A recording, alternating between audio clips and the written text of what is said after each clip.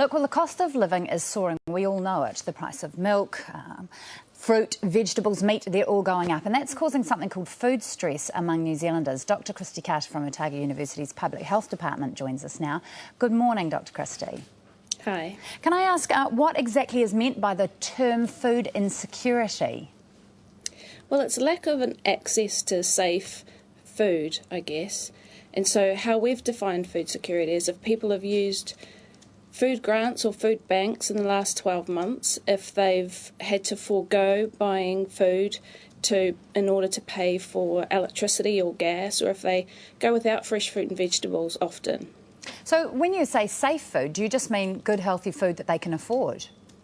Yeah, healthy food that they can afford, enough to live a good life. And so you've done a study, the association of food security with psychological distress and any gender differences. Tell us, is this a growing problem? What does the study show?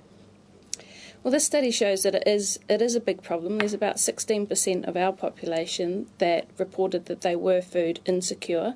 We found a strong association with psychological distress with people who were reporting food security compared to those who had enough food to eat. Most of us would think that if you don't have enough to eat, you're hungry, it's causing you physical distress. But can you expand on this concept of not having enough to eat causing you psychological or mental distress? Well, it sort of makes sense that if you can't afford to feed your family, that you're feeling stressed.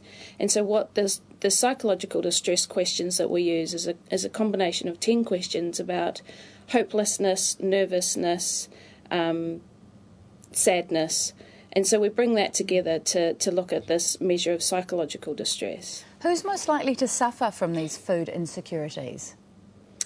Young people, non-European ethnicities, people who are living in multi-family households, and the biggest impact of all is low income. And is there any difference between genders? Do men and women suffer differently when they have food insecurity?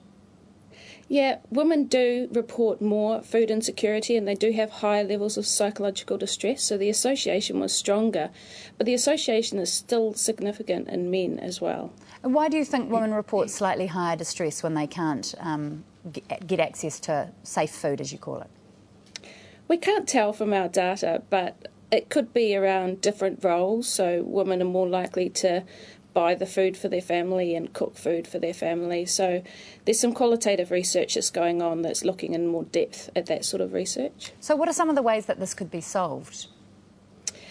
I think the biggest issue is the low income, and so it's providing more support for low income families. It's providing more food grants and food banks and maybe some different interventions.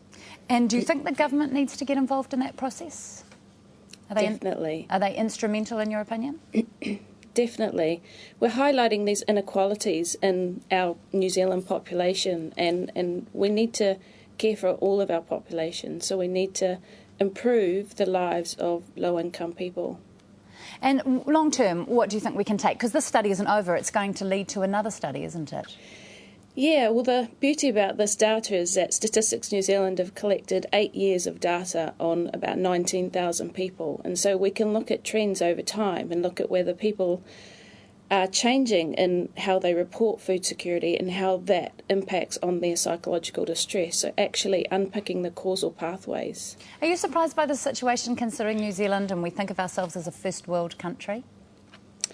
Not really, not really. There's been a lot of discussion recently and in the past few years about food security. There's a lot of discussion about welfare and social welfare in New Zealand, and I think there's a lot that we can do to improve our welfare of our New Zealanders. Dr Christy Carter from Public Health University of Otago, thanks for joining us this morning. Thanks.